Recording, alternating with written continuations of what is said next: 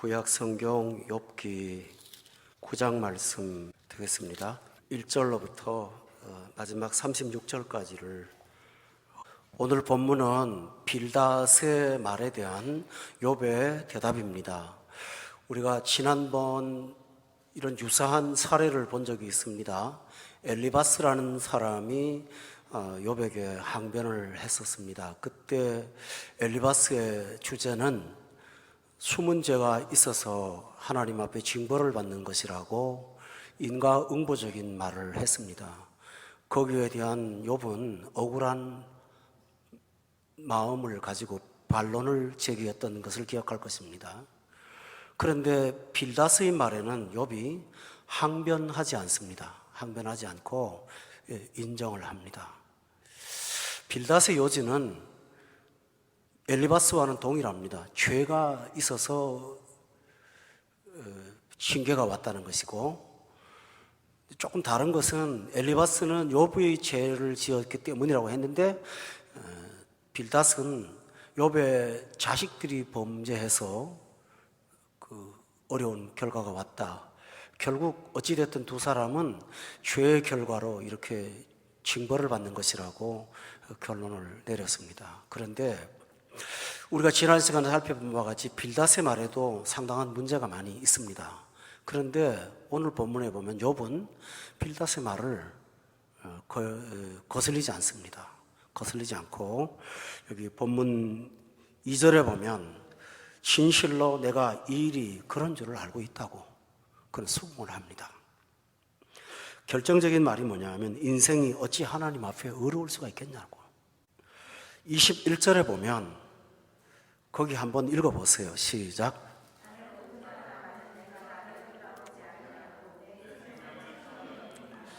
그는 분명히 자기 죄를 못 찾고 있어요. 나는 온전하기는 하지만, 무슨 말인지 알겠죠? 그런데 하나님 앞에 인생이 어떻게 의로울 수 있겠느냐, 그런 두 가지 관점을 가졌어요. 이것은 굉장히 중요한 거예요.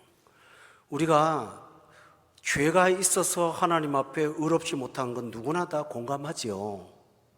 그러나 마음에 생각나는 죄도 없고 특별하게 딱히 하나님 앞에 거역한 일을 생각하지 않지만, 내가 온전하지만 그래도 인생이라는 자체가 어찌 하나님 앞에 의로울 수가 있느냐, 욥은 그 근본적인 문제에 긍정을 한 것입니다. 빌닷은 어떤 특별한 죄가 있었다고 말을 했습니다. 그런데 욥은 인간은 특수한 죄가 있다 할지라도 모태로부터 죄인으로 태어났다는 사실을 그는 인정하고 있는 것입니다. 이것은 굉장히 중요한 차이입니다. 우리 예수 믿는 사람들이 죽을 때까지 이 욥의 마음의 자세를 간직해야 합니다. 아니면 교만해지거나 아니면 섰다고 하는 자가 어떻게 된다고 그랬죠? 넘어집니다. 우리는 언제나 표준을 하나님 앞에 두고 살아야 됩니다. 그래서 우리가 상대적으로 내가 온전하다마는, 그러나 인생이 어떻게 하나님 앞에 의로울 수가 있는가, 이런 자세로 산다면 날마다 겸손하게 살고 교만해서 넘어지는 일은 결코 없을 것입니다.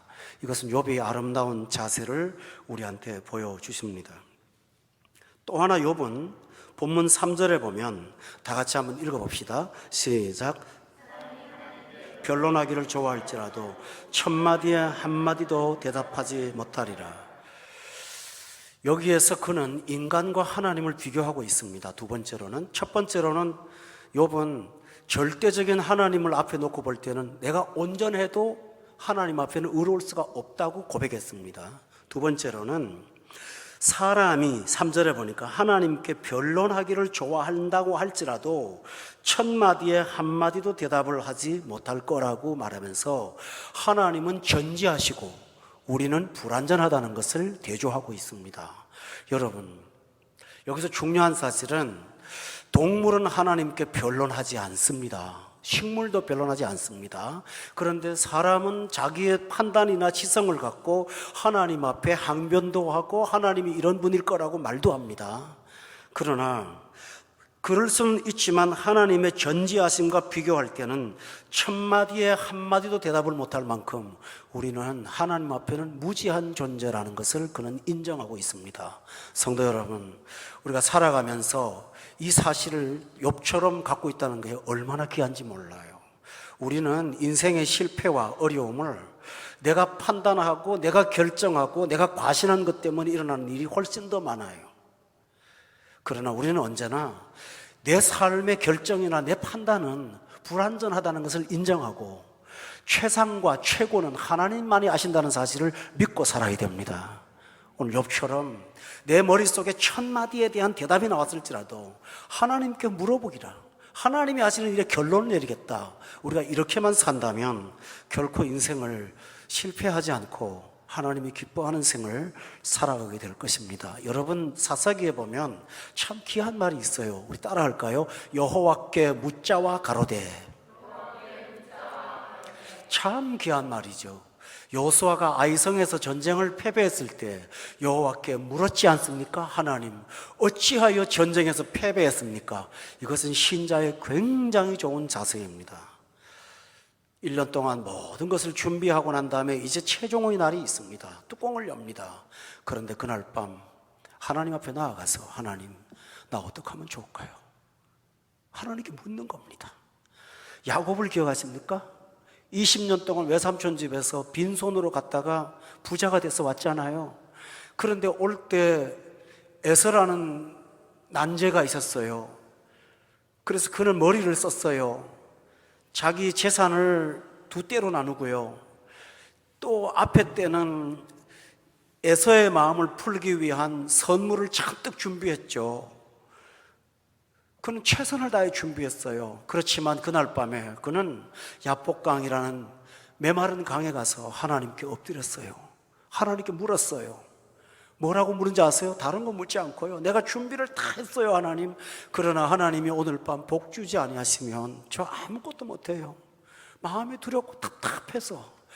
머리가 누구보다 뛰어났던 야곱의 자세를 우리가 배웁시다. 야복강에 가서 배웁시다. 그 야곱이 그날 밤 새도록 하나님과 씨름했어요. 그리고 하나님이 새벽에 야곱의 다리를 쳤죠. 그래서 그때부터 그는 장애인이 됐어요. 다리를 절었어요. 일생을 죽을 때까지 지팡이를 잡고 목발을 잡고 사는 장애인이 됐는데 하나님이 만드셨어요. 그런데 그는 장애인이 돼서 그때부터 인생을 두 다리로 씩씩하게 걸었을 때보다 훨씬 더 하나님 앞에 경건하게 살았던 거 기억하십니까? 성도 여러분, 보세요. 다시 한번 따라합시다. 섰다고 하는 자는 넘어질까 조심하라. 바울도 그 사실을 알았어요. 그래서 자기가 육체의 가시를 가졌다고 하지 않았어요? 그럼에도 불구하고 이게 나한테 필요해. 내가 너무 자만할 수 있어. 내가 너무 잘난 체 할 수 있어. 하나님께서 나를 자만하지 않게 하려고 육체의 가시를 준 거야 라고 생각하면서 그는 결정적인 일은 언제나 하나님께 맡겼습니다. 성도 여러분, 이것이 바로 욥의 자세입니다. 사람이 하나님 앞에 변론하기를 좋아할지라도 천마디에 한마디도 대답하지 못한다는 자기의 겸손으로 엎드려 부복하는 게 얼마나 귀한 일입니까? 욥은 그렇게 하나님을 인정했습니다. 또 하나, 그는 5절 말씀을 다 같이 한번 보겠습니다. 4절 5절 시작. 지혜로우시고 힘이 강하시니 그를 거슬러 스스로 완악하게 행하고도 형통할 자가 누구이랴. 그가 진노하심으로 산을 무너뜨리시며 옮기실지라도 산이 깨닫지 못한다라고 했습니다. 여러분, 5절에 보면 욥은 세 번째 하나님에 대한 특별함을 깨달았습니다. 이 세상에는 하나님의 진노하심이 있다고 하는 것을 깨달았습니다. 그런데 그는 깨달았지만 또 하나 깨달은 사실은 5절에 보니까 사람은 그 사실을 깨닫지 못하고 산다고 하는 것을 깨달았습니다. 여기서 5절에 보면 진노하심으로 산을 무너뜨린다는 말은 교만한 사람들을 말하는 일종의 상징입니다. 산 같은 존재죠. 그런데 산이 무너지는데도 산이 그 사실을 깨닫지 못한다고요. 무엇을 깨닫지 못합니까? 진노하심으로 무너진다는 사실을 깨닫지 못하고 있다고요. 그는 그 사실을 깨달았습니다. 인생들을 돌아볼 때 분명히 하나님의 징계와 진노임에도 불구하고 많은 사람들은 돈이 모자라서, 어떤 사람 때문에, 세월을 잘못 만나서, 기계가 좋지 않았어, 직원을 뽑았는데 좋지 못한 직원 때문에, 모든 탓과 환경의 문제를 주변 조건에만 돌리는 사람들이 있습니다. 이런 사람들은 평생 원수 맺고 원망하고 미워하고 갈등하고 증오하며 삽니다. 상처를 받고 살아요. 근데 욥은 깨달았습니다. 그게 문제가 아니고 큰 산 같은 사람도 하나님의 진노로 무너진다는데 그 사실을 깨닫지 못하고 있더라라는 것입니다. 여러분 기억하세요? 예수님께서는 마태복음에 뭐라면 노아의 시대를 언급하시면서, 노아의 시대는 시집가고 장가가고 먹고 마시고 장사하면서도 홍수가 나서 다 멸하기까지 그들이 알지 못했던 게 뭐죠? 깨닫지 못했다라는 것입니다. 우리 신자들은 조그마한 일이 가정에서나 벌어질 때마다 언제나 먼저 어떤 조건적인 문제보다는 하나님과 나와의 관계가 온전한가를 살펴야 됩니다. 되게 중요합니다. 정말 중요합니다.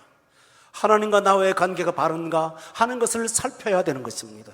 히스기야가 병이 들었을 때 그는 의도적으로 벽을 향하여 돌아 앉았습니다. 그게 뭘까요? 다른 조건 하나도 보지 않겠다. 이건 하나님하고 나의 문제라고 그는 깨달았던 것입니다. 그래서 예루살렘을 향하여 세워진 벽을 놓고 그 앞에 가서 하나님 앞에 엎드리며, 하나님, 이 진노에서 나를 해방시켜달라고 그는 간절히 회개의 기도를 했던 것입니다. 기억하십니까, 성도 여러분?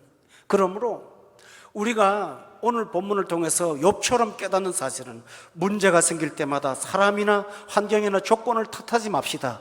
그 대신에 하나님을 쳐다보면서 나와의 하나님과의 관계를 한번 돌아보시기를 바랍니다. 이것이 지혜로운 사람이 아닐까요? 아까도 언급했지만 아이성에서 판패했을 때 우리가 어찌하여, 하나님 우리가 왜 이렇게 되었습니까? 하고 하나님께 가서 물었습니다. 이것은 너무나 중요한 사실이죠.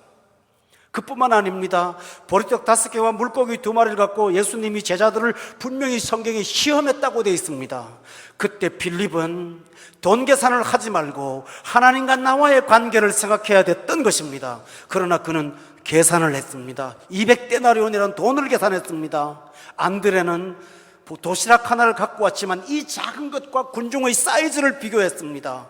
그것이 아니라 그 앞에 계신 분이 군중보다 크시고 만물보다 크시다는 사실을 그들은 깜빡 잊었던 것입니다. 성도 여러분, 생활이 어려울 때마다도 현실을 보지 마시고 현실을 보다 그 위에서 역사하시는 여호와 하나님 보시기를 예수 이름으로 축원합니다. 여러분, 매사에서 사람이 하나님을 깨닫는 것이 얼마나 좋은 거고 지혜로운 것인가. 우리 신자들에게 주신 가장 귀한 복은 따라합시다, 깨닫는 것. 이게 큰 귀한 거예요. 깨달음이 있다는 게 얼마나 귀한지 몰라요. 너무너무 귀한 거예요. 아하, 그것이구나, 아, 저거구나 하고서 깨달을 수 있다면 그 사람이야말로 가장 지혜로운 사람이 아닐까요? 왜 그럴까요? 골로새서 1장을 찾아봅시다. 여기 보면 깨달음이라고 하는 것은 단지 머리에 치성의 깨우침만이 아닐 것입니다. 골로새서를 보면 아주 귀한 말씀이 하나 있습니다. 1장에 있는 말씀입니다. 6절입니다. 다 같이 읽어봅시다. 시작.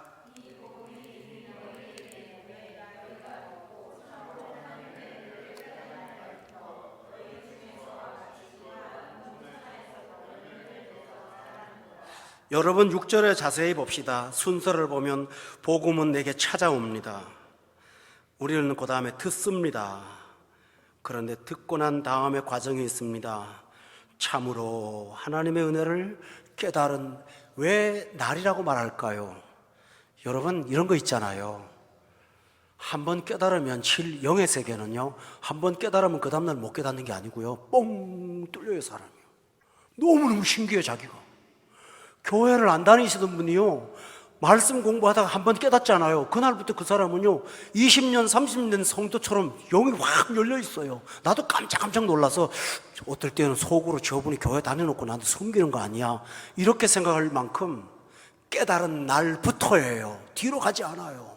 우리 따라합시다. 깨달은 날부터 그래요. 그날에 들어오면 빛이 환하게 마치 태양빛이 비치는 것처럼 깨달은 날부터 그 다음에 뭡니까? 너희 중에서와 같이 온 천하에서도 열매를 맺어 자라는 사람이 된다고 했어요.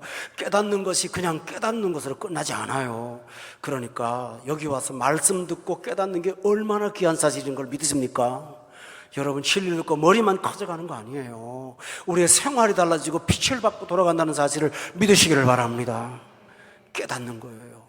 또 하나 있어요. 예배소서를 보면 우리 다 아는 성경이지만 결론을 연결해서 찾아보면 정말 은혜가 돼요. 예배소서 3장 말씀이에요. 17절부터 19절이에요. 다 같이 한번 읽읍시다.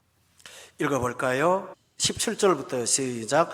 믿음으로 말미암아 그리스도께서 너희 마음에 계시게 하시옵고 너희가 사랑 가운데서 뿌리가 박히고 터가 굳어져서 능히 모든 성도와 함께 지식에 넘치는 그리스도의 사랑을 알고 그 너비와 길이와 높이와 깊이가 어떠함을 깨달아 하나님의 모든 충만하신 것으로 너에게 충만하게 하시기를 구하노라. 17절부터 순서를 보겠습니다. 믿음으로 말미암아, 따라합시다. 믿음으로 말미암아.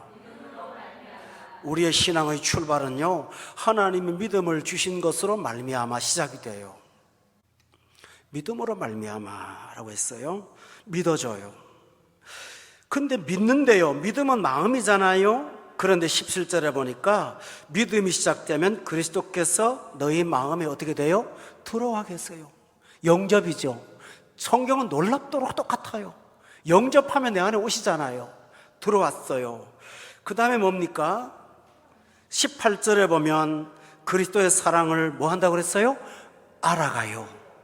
그런데 그 알아가는 것이 19절에 보니까 점점 더 풍성해서 그 어떠함을 아는 것이 아니라 뭐라 그랬어요? 깨달아가요. 깨닫고 나면 어떻게 되나요? 19절에 보면 모든 충만하신 것으로 충만해져요. 그래서 20절에 보면 다 같이 읽읍시다. 시작. 우리 가운데서 역사하시는 능력대로 우리가 구하거나 생각하는 모든 것에 더 넘치도록 능히 하실 이에게라고 되어 있어요. 성도 여러분, 우리가 할 일은 알고 깨닫는 거예요. 그런데 하나님은 깨닫는 자에게 채워주세요. 충만히 부어주시는데 우리 생각을 뛰어넘어요. 우리의 기도를 뛰어넘어요. 우리의 생각이나 구하는 것에 넘치도록 능히 하시는 하나님께서 우리의 삶을 채워주시는 것을 경험하게 될 줄로 믿습니다. 이게 하나님이 하는 일입니다. 교우 여러분, 이스라엘 백성들이 애굽에서 도망 나오는 마지막 날 하나님께서 그들에게 하신 말씀이 하나 있었죠. 문에다가 어린 양의 피를 좌우 임방에 바르라고 했잖아요. 그때 그들은 그걸 알았을까요? 몰랐습니다. 그러나 그걸 발랐을 때 그들은 죽음을 면했습니다. 신기한 일이 벌어졌습니다. 그 다음에 홍해를 건넌 다음에 유월절 행사를 하면서 그것이 그리스도라는 사실을 깨닫기 시작했죠. 그래서 그들은 40년 광야 생활에서 예수 그리스도를 믿는 믿음으로 살았던 것을 기억하십니까? 이것처럼 우리 신자가 하는 일 중에 가장 중요한 일은요, 행동하는 것 이전에 깨닫는 거예요. 깨닫는 거예요. 그거구나. 근데 신기하죠. 그거구나 하고 깨닫는데 그 깨닫는 시간에 우리는 지성으로 깨닫는데 하나님은 사건이 되게 하세요. 그게 특징이에요. 요한복음 4장 찾아보세요. 거기 보면 똑같은 말씀 나와요. 여러분, 제가 하도 말씀을 많이 하기 때문에 이거 다 알 거예요. 요한복음 4장에 보면 50절 말씀이에요. 읽읍시다. 시작. 가라, 내 아들이 살아있다 하시니 이 사람이 예수께서 하신 말씀을 믿고 가더니, 여러분 보세요. 예수께서 하신 말씀을 뭐 했다고 그랬어요? 믿고 갔어요.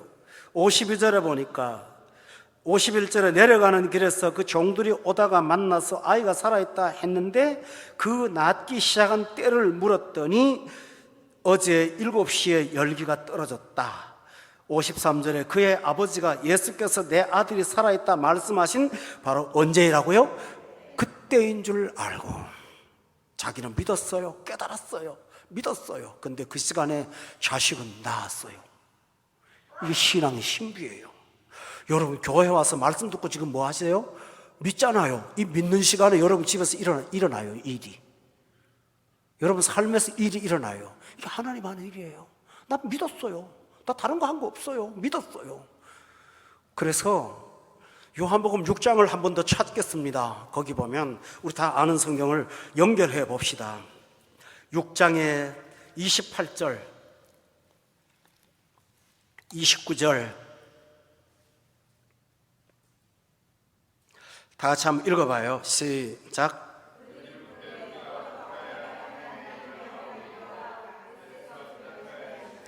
하나님께서 믿는 것이 하나님의 일이니라 하시니, 여기 본문에 보세요. 우리가 어떻게 해야 하나님을 합니까? 28절에 예수님이, 29절에 예수님이 하는 게 뭡니까? 믿는 게 하나님 일이야 라고 말씀하셨잖아요. 믿는 게 하나님 일이야. 뭘 자꾸 많이 하려고 하는 것보다 믿는 것이 하나님의 일이야. 오병이어의 기적 앞에서 군중들이 할 수 있는 일이 뭘까요? 예수님 떡 떼는데 팔 아프다고 도와드릴까요? 뭘 할까요? 예수님은 군중들한테 말씀하신 게 있어요. 무리 50명씩 무리죠. 앉아라. 앉아라 그랬어요. 홍해를 가를 때 모세가 가르친 말이 뭐냐면 너희는 가만히 앉아라. 구경하라 라고 했어요. 여러분 기억하시죠? 앉아라, 구경하라. 신앙생활의 궁극적인 이 기독교의 핵심이 뭐냐 하면 하나님이 하는 거예요. 그럼 내가 아무것도 안 합니까? 믿는 게 얼마나 어려운지 아세요? 어떤 면에서는 그 믿음의 수준을 갖고 깨닫기 시작하면 그 깨닫는 순간에 사건이 된다 하셨으니 여러분의 아침의 묵상을 게을리하지 않기를 바랍니다. 묵상 말씀하면서 양심의 가책을 느낄 때도 있죠. 근데 가책을 느끼는데 하나님은 그걸 이미 회개로 받아주셨고, 내가 어려웠던 문제를 하나님은 다른 방식으로 해결해 놓으세요. 그게 우리 하나님 하는 일입니다. 그래서 깨닫는 것이 얼마나 중요하다는 사실을 믿고 욥이 탄식한 게 뭡니까? 사람이 산을 옮겨도 하나님을 못 깨닫더라는 것입니다. 그러므로 우리는 이렇게 따라합시다. 하나님 아버지, 깨달음을 주셔서 찬양합니다. 얼마나 귀한지 몰라요, 이게요. 여러분 생각해 보세요. 니고데모라는 똑똑한 사람 아시죠? 예수님한테 와서 기적도 봤다 그러고 존경 다 하잖아요. 그런데 거듭나야 한다는 말을 우리는 너무너무 쉬운 말 아니에요. 근데 그는 뭐라고 그랬죠? 사람이 어떻게 늙어서 어머니 뱃속에 또가 나올 수 있습니까? 못 깨달아요, 못 깨달아. 고린도전서 1장에 보면 뭡니까? 이 세상 지혜로는 하나님을 알 수가 없어요. 이 세상 관원의 지혜로는 하나님을 알 수가 없어요. 아멘. 이 세상의 지혜로는 하나님이 주신 은혜로 주신 것도 몰라요. 그러나 이 무지한 우리에게 하나님의 영광의 빛을 아는 것을 우리 마음에 주셔서 하나님의 진리를 깨닫게 해서 눈이 떠지게 하는 게 얼마나 귀한 일입니까? 그러므로 여러분 다른 데서 은혜를 찾지 마세요. 진리를 깨닫게 하신 것이 은혜라는 사실을 믿으시기를 주의 이름으로 축원합니다. 이 깨달음은 여러분의 노력이 사실은 아닙니다, 여러분. 그래서 이게 귀한 거예요. 내가 열심히 구도하고 파서 노력하는 것이 아니라 내가 마음의 성향을 바꿔놓으면, 내 마음의 지향성이 하나님을 향하여 해바라기처럼 되면 깨닫게 하시는 것도 하나님이 하십니다. 누가복음 24장 찾아보세요. 거기 보면 그렇게 나와요. 24장 45절에 보면 깨닫는 것조차도 하나님이 역사하세요. 45절에 다 같이 읽어볼까요? 시작. 그들의 마음을 열어 성경을 깨닫게 하시고라고 돼 있죠. 아멘. 깨닫게 하신다고 그랬잖아요. 문제는 뭡니까? 내가 하나님 앞에 나아가는 거예요. 그리고 하나님 앞에 머리를 숙이는 거예요. 우리의 자세를 보시는 하나님은 깨닫게 하세요. 깨닫게 하세요. 이게 얼마나 귀한 일이라고요. 구원파라는 종교 압니까? 구원파와 정통 기독교의 아주 차이가 미묘합니다. 그 구원파는요, 깨달으면 구원이라고 그래요. 제가 오늘 제 설교를 잘못 들으면 그렇게 돼요. 근데 그들의 핵심이 뭔지 압니까? 내가 깨닫는 거예요. 내가 깨닫는 거예요. 무슨 말인지 알겠죠? 그러면 결국은 하나님은 신비에 감춘 내가 발견해 찾았으니까 결국은 누가 구원의 주도자가 된 거예요? 나예요. 그렇죠? 그런데 오늘 성경은 뭐라고 그랬죠? 깨닫게 하신다고요. 깨닫게 하신다고요. 어떤 전도자를 보내서 깨닫게 하시기도 하고요. 성경을 읽다가 깨닫기도 하시고요. 저는 어떨 때는요, 참 성도들한테 은혜 받을 때가 있어요. 속으로 인간이니까 어떤 부분에 은혜를 받았습니까? 그럼 그런 얘기를 전혀 안 하시는 거예요. 그러면서 성경을 읽다가 그 부분을 깨달았다고 하면 성경 구절을 가르쳐 주는데 저도 깜짝 놀라요. 아, 진리가 그게 그런 게 있었어? 그때 나는 그 생각을 해요. 저거는 저분의 머리로는 되는 게 아니야. 저 하나님이 하는 거예요. 아직 교회는 안 나오시지만 우리 휴회 식당의 주방장님, 그분이 저하고 성경 공부를 하는데요, 무심코 성경 읽다 요한복음 3장 16절을 읽었더라고요. 그리고 줄을 쳐놨어요. 그리고 요한복음 4장에 내가 주는 물을 먹으면 영생하도록 쏟아나, 거기다 줄을 또 쳐놓은 거예요. 아주 내가 그날 성경을 쪽집게 하면 나가는 걸 줄을 다 쳐놓은 거예요. 나 그분 정말 희한하더라고요. 근데 그분이 그래요. 자기가 이 성경을 읽으면서요, 이건 사람 말이 아니다, 이건 귀신의 말이거나 뭔가 신의 말이다. 그래서 자기 신랑이 옆에서 텔레비를 보고 있는데 그 텔레비 뭔 재밌다고 보냐, 이 성경 재밌다고 그러면서 이거 봐, 이거 사람 말이 아니야, 사람 말이 아니야. 저한테 그 얘기를 하더라고요. 여러분, 그때 권 목사가 깨닫고 한 게 아니잖아요, 그죠? 누가 깨닫게 했고 누가 줄을 치겠을까요? 하나님이 하신 거라고 믿어요. 아멘. 그 영혼이 돌아올 줄로 믿습니다. 하나님이 줄치게 한 거예요. 어떻게 권 목사가 할 일을 갖다가 거기다 줄 쳐놓고 기다리고 있냐고요. 난 그날, 여러분, 우리 증인도 있어요. 여기 같이 계신 분도 있지만은 참 놀랐어요. 새 가족들을 한 분 한 분 만나 뵐 때마다 깜짝 놀라요. 아니, 어떻게 저분이 저걸 그렇게 금방 깨달아? 정말 신기해요. 저는 들러리에 불과해요. 가서 깨달은 바를 조금 더 도와주는 것 뿐인데요, 하나님과 그분의 1대1이 있더라고요. 그게 바로 기독교의 은혜입니다. 할렐루야. 그래서 따라서 너희가 은혜로 믿음으로 말미암아 구원을 얻었으니 이것은 너희에게서 난 것이 아니요 하나님의 선물이라. 정말 할렐루야죠. 제가 집에서 우리 집사람한테 은근히 뻐깁니다. 참, 하나님이 나처럼 쉽게 목회하게 하신 적이 없어. 다른 목사님들은 책을 수십 권을 보고 설교 준비하다만 나는 성경 하나 갖고 우려먹고 빼먹어도 나눌라다 넘치네. 앉아있으면 하나님이 주는데 뭐 무식해도 더 좋다. 그러고 있어요. 세월이 갈수록 그 많은 책 가운데 성경만 자꾸 보게 돼요. 너무너무 매료를 당하니까 이번에 제 마음에 휴가 동안 기간의 갈증이요, 영어 성경으로 창세기부터 요한계시록까지를 떼고 싶었어요. 될라는지는 모르겠습니다. 이게 잘 안 되더라고요. 한 장 갖고 버벅거리는데 뭐가 금방 됩니까? 그래도 해보려고요. 너무 말씀이 좋았어요. 영어로 한번 읽어보고 싶었어요. 너무 좋았어요. 그래가지고 찾아봤더니 또 그 설명해 주는 게 있더만요. 자습서가 다 있어요. 그래서 찾아가지고 읽는데 너무 좋아요. 그래서 아침에 읽는데요, 야, 하나님이 우리를 들앉혀놓고 이렇게도 하시는구나 생각을 하는데, 그때 뭡니까? 깨달음은 선물이라는 것이죠. 그러므로 하나님 앞에 깨달음을 주신 하나님을 찬양하시기를 예수 이름으로 축원합니다. 근데 사람이요, 깨닫고 나면 머리가 진짜 비상한 사람 됩니다. 욥기 8장으로 돌아가겠습니다. 9장으로. 사람이 깨닫고 나면요, 하나님을 깨닫고 나면 전 세계가 뻥 뚫려져요. 진짜 성경 잘하는 사람은 시편 119편인 것처럼 노인보다 경험보다 지혜롭고 스승보다 지혜롭다고 성경 기록되어 있죠. 그래요. 여러분 보세요. 성경에 깜짝 놀랄 말이 있어요. 여기 뭐냐 하면 8절과 9절 10절 다 같이 한번 읽어보세요. 시작. 하늘을 펴시며 바다 물결을 밟으시며 북두선과 삼성과 묘성과 남방의 밀수를 만드셨으며 측량할 수 없는 큰 일을, 셀 수 없는 기이한 일을 행하시느니라. 여러분, 하나님이 너무너무 측량할 수 없는 큰 분이세요. 그분을 알고 나니까 9절에요, 북두성, 북두칠성 말합니다. 그때 당시에는 없었어요. 이런 거요. 이런 말 자체가 없었어요. 근데 욥에서 나온 거예요. 북두칠성은 욥이 말한 거예요. 삼성, 여러분 삼성 아시죠? 삼성. 이 삼성이 뭔지 아십니까? 욥기 38장 31절에 보면 다 같이 한번 읽어봅시다. 시작.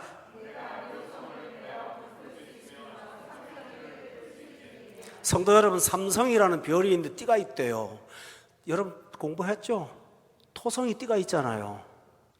천체만한 경우도 없는데 어떻게 띠를 봅니까? 맨눈으로 보여요? 여러분 맨눈으로 띠보신 분 손 들어보세요. 근데 어떻게 그 아브라함 시대의 사람이 이 말을 하냐고요. 여기서 우리가 깨달을 수 있는 것은요, 진리를 깨달으면 온 세상을 다 보여. 하나님을 알면 나를 알고 세상을 알아요. 그때부터 세상이 뭔지 다 보여요. 내가 그때까지 걸어다니는 게 이렇게 무서운 데였어. 내가 이렇게 잡았던 것이 이게 그렇게 지옥 같은 길이었어. 이제서야 소스라치게 놀라요. 할렐루야. 소름 끼쳐요. 내가 거기 살았다는 게. 내가 그렇게 살았다는 게 이제 보니까 너무너무 무서운 일이고 너무너무 귀한 일이고. 그러다 보면요, 나하고 말하다 보면 사람들이 내 말을 못 이겨요. 말로 감당을 못해요. 왠지 압니까? 세상이 감당할 수 없는 사람이 되는 겁니다. 어떻게 묘성의 띠를 압니까? 또 보세요. 여기 38절에 보면 32절에 너는 별자리들을 각각 제때에 이끌어낼 수 있으며 북두성을 보세요. 북두성을 다른 별으로 이끌어갈 수 있겠냐? 북두성은 절대로 안 움직이잖아요. 북두성은 다른 별은 궤도를 이탈해도 북두성은 절대로 안 움직인다고요. 그걸 어떻게 욥이 말합니까? 우리가 성경을 가벼이 보면 안 돼요. 또 33절에 보세요. 네가 하늘의 궤도를 아느냐? 하늘로 하여금 그 법칙을 땅에 베푸는 인력과 중력의 법칙을 아느냐? 어떻게 욥의 입에서 그 말이 나오냐 말이에요. 욥은 천체학자가 아니죠. 욥은 양치고 소 키우고 낙타치는 목축업자 아닙니까? 그것도 얼마나 일이 많았던 사람입니까? 근데 기도하며 하나님의 말씀을 깨닫고 나면 영이 열려요. 영이. 이 욥기 뒤에 가면 흥미진진해요. 진짜 놀라워요. 이런 세계가 열리고 있어요. 따라서 성도 여러분 기억하십시다. 성경 깨달으면 누구보다 지혜로운 사람 되고요, 성경 깨달으면 그 사람이 가장 최고의 사람이 될 줄로 믿습니다. 할렐루야. 여러분 보세요. 다니엘 굉장히 지혜롭죠. 어느 정도 지혜로운가? 다니엘서 1장을 찾아보세요. 하나님을 깨달으면, 영의 세계만 깨달으면 육신의 세계가 눈이 완전히 열려버려요. 다니엘서를 보세요. 1장을 보세요. 어떻게 하나님이 그렇게 하시는가요? 1장 17절 다 같이 한번 읽어보세요. 시작. 이 내 소년에게 학문을 주시고 모든 서적을 깨닫게 하시고 지혜를 주셨으니 다니엘은 또 모든 환상과 꿈을 깨달아 알더라. 하나님을 깨달으면 학문도 주시고 서적도 깨닫게 하시고 지혜도 주시고 초월한 세계의 환상과 꿈을 깨달아 알게 하는 지혜로운 사람이 되게 하십니다. 하나님이 하시는 일입니다. 사업을 해도, 가정을 꾸려나가도, 무슨 일을 해도 거듭난 사람이 지혜로운 사람이에요. 그 사람의 머리를 못 따라가요. 그러니까 학교 성적표로 여러분 생각하지 마세요. 학교에서 꼴찌를 하셨어요? 예수 믿으면 지혜로운 사람 돼요. 예수 믿는 사람이 지혜를 못 감당합니다. 우리 놀라우신 하나님이 이리 하신 것을 믿으십니까? 그렇습니다. 깨닫고 나면 묘상의 띠를 알 만큼 하나님께서 그의 영혼을 그렇게 역사하십니다. 그런데 깨달았다고 해서 교만해지지 않아요. 세상 사람들은 깨달으면 교만해지잖아요. 목에 힘을 주잖아요. 근데 깨달을수록 자기는 작아요. 깨달을수록 자기는 요만한 사람밖에 안 돼요. 여러분이 아시죠? 성경의 말씀을 수십 년이 지나도 깨닫고 나면 정말 성경이 크게 보입니까? 작게 보입니까? 너무 커요. 저 이 나이에 성경이 너무 커요. 너무 커도 너무너무 커요. 내 평생에 다시 한번 성경 가지고 처음부터까지 하고 싶어요. 어떨 때는 위대한 설교자들의 설교 한 편을 읽으면요, 내 평생에 이런 설교 한번 해볼까? 난 그렇게 부러울 수가 없어요. 그만큼 하나님의 세계는 풍요하고 넓어요. 그래서 자기가 똑똑한 사람일수록 하나님에 대해서 이런 말을 해요. 욥기 8장을 찾아보세요. 하나님에 대해서 똑똑한 사람일수록 욥기에 보면 잘난 체 절대 하지 않고 오히려 더 낮아져요. 욥기 9장의 10절 11절 시작. 큰일을 셀 수 없는 기이한 일을 행하시느니라.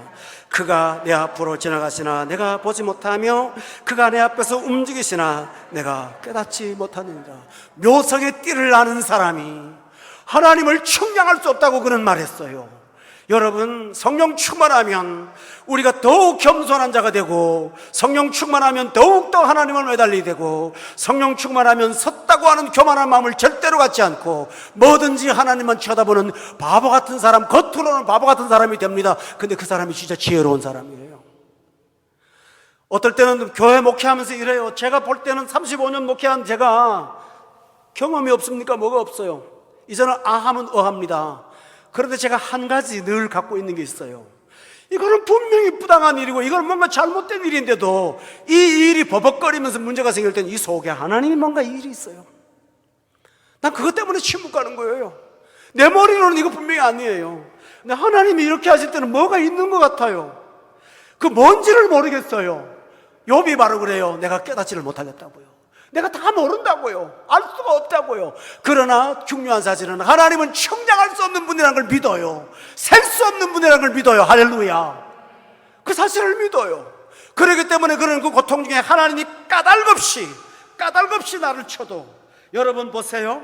17절에 그가 폭풍으로 나를 치고 까닭없이 내 상처를 깊게 하지만, 그는 그 고통 중에서 하나님 앞에 원망하지 않고 하나님을 기다리며 찾고 있었어요. 성도 여러분, 바로 이거예요. 세상의 지식은 사람을 교만하게 만들어요. 그러나 하나님의 깨달음은 낮아지게 만들어서 저 바닷가에 모래 하나 정도의 나의 존재를 발견하게 만듭니다. 그런 사람인 거예요. 성도 여러분이 깨달으면서 더욱더 하나님 앞에 낮아지시는 성도가 되시기를 예수 이름으로 축원합니다. 위대한 대성경 로마서를 쓴 바울 사도가 로마서 쓰다가 중간에 뭔지 압니까? 청량할 수 없도다 하나님의 비밀이요. 그리고 혼자서 아멘 아멘하고 소리를 지르는 거 보셨어요? 나와요 거기요. 아멘 아멘해요. 쓰다가 막 복받쳐갖고 어쩔 줄을 몰라 쓰고 있어요. 논문에 그렇게 쓰고 있어요. 왜 그럴까요? 자기가 그 논리적인 기가 막힌 로마서를 썼음에도 불구하고 그 영광의 하나님과 비교할 때는 감히 비교할 수 없는 그 충량의 풍성함을 경험하면서, 그러면 왜 소해질까요? 내가요? 왜 소해지는 게 아니라 내 아버지 집에 탕자처럼 내 아버지 집에 풍족한 품꾼이 얼마나 많은고, 내 아버지 집이 얼마나 풍족한가, 내 아버지 집이 얼마나 큰가. 그러면서 우리는 정신세계도 넓어지고 영역도 넓어지고 마음의 세계도, 생각의 세계도 한없이 넓어집니다. 할렐루야. 내 가정에서 일어난 조그마한 일들이 어떤 일로 연결될지 나는 몰라요. 그러나 하나님이 하실 거를 믿으면서 마음이 커지는 거예요. 넓어지는 거예요. 이 놀라운 신비를 어찌 말로 다 할 수가 있겠습니까? 또 본문을 보겠습니다. 9장을 가서 다음 시간에 좀 더 하겠습니다마는 10절과 11절을 보면 우리가 꼭 잊지 말아야 될 게 있습니다. 깨닫지를 못하지만 11절 다 같이 한번 읽어볼까요? 시작. 내가 보지 못하며 그가 내 앞에서 움직이시나 내가 깨닫지 못하느니라. 우리가 하나님의 광대함을, 하나님의 그 불변하심을, 하나님의 초월하심을 생각하는 사람은 하나님이 너무 멀어요. 그렇게 느낄 수 있어요. 그래서 많은 철학자들 그리고 신학자들이요, 신에 대한 책을 쓴 게 저한테 많은데요, 그 사람의 책을 읽으면 하나님이 너무 멀어요. 너무 하나님이 추상적이야. 어떻게 추상적인지 압니까? 만물의 근원, 존재의 근원, 궁극의 실제. 뭐란 말이 그게? 공부 시큰해갖고 하는 말이 궁극의 실제, 모든 존재의 기원, 만물의 척도. 그냥 나는 하나님이요. 파스칼이라는 위대한 철학자가 죽을 때 자기 가슴에서 품어 있었던 글을 꺼내는데 거기에 철학자의 하나님, 사상가의 하나님, 신학의 하나님이 아닌 아브라함의 하나님, 이삭의 하나님, 야곱의 하나님, 나의 하나님, 그러고 쓰고 다녔대요. 그거예요. 그것처럼 욥도 측량할 수 없는 하나님의 그 광대하심을, 하나님의 초월하심을 생각했는데, 그분이 누구냐 하면 내 앞에 지나가시고 내 앞에서 일하시고 나 때문에 일하시는 나와 관계된 하나님이라고 그런 9절과 10절을 통해서 말하고 있는 거예요. 할렐루야. 이게 바로 깨달은 사람이에요. 어떤 사람은 깨달았더니 기껏 하나님이 너무 광대하다, 남의 얘기처럼 해요. 그러나 그 놀라우신 하나님이 내 앞에 지나가고 내 앞에서 행하시고 나 때문에 일하시고 나를 위해 일하시는 이 엄청난 걸 깨달으면서 초월하신 하나님이, 내재하신 하나님이요, 영광의 하나님이, 내 속에 있는 인간의 하나님이요, 광대하신 하나님이, 세밀하신 하나님이요, 세상을 창조하시고 하늘과 땅을 펴신 하나님이 머리털까지 세지는 하나님이라는 사실을 깨닫는 것입니다. 정말 벅차지 않으세요? 이 본문이 가슴을 뜨겁게 하지 않으세요? 북두성과 묘성과 삼성의 띠를 만드신 그 위대하신 청량할 수 있는 하나님이 내 앞에 지나가세요. 나 때문에 일하세요. 나는 깨닫지는 못하지만 그거는 안다고 그랬어요. 뭔지 구체적으로는 몰랐지만 하나님이 지금 여기서 일한다는 거죠. 11절을 다시 보세요. 그가 내 앞에 지나갑니다. 내가 보지는 못했어요. 그가 내 앞에 움직이십니다. 내가 깨닫지는 못합니다. 그러나 하나님이 분명히 행동하고 있습니다. 성도 여러분, 욥기를 보면서 우리가 평소에 생각했던 욥기와는 전혀 다른 세계를 발견하실 거예요. 그렇죠? 고난 가운데 이렇게 깊은 믿음이 들어가는 거예요. 잿더미에 앉아서 깊은 삶을 살면서 우리 후세들에게 이 아름다운 이야기를 전해주고 있습니다. 교우 여러분, 우리 기억합시다. 하나님은 측량할 수 없는 분은 전능하신 분이 감히 접근할 수 없는 분이고 불 속에 있는 인간이 접근할 수 없는 절대 주전자임을 믿으십니까? 그러나 그분이 내게 오셔서 내 앞에 가시고 내 앞에서 움직이시고 나와 함께 하시고 침 삼킬 동안도 나를 놓지 않는 사랑의 주님이신 걸 믿으십니까? 이분이 여러분에게 다가온 것입니다. 가까이 온 것입니다. 그분이 여러분의 마음을 만져주셨고 내 지성을 움직이고 내 마음에 감동을 주시며 내 삶을 이끌어오고 있는 것입니다.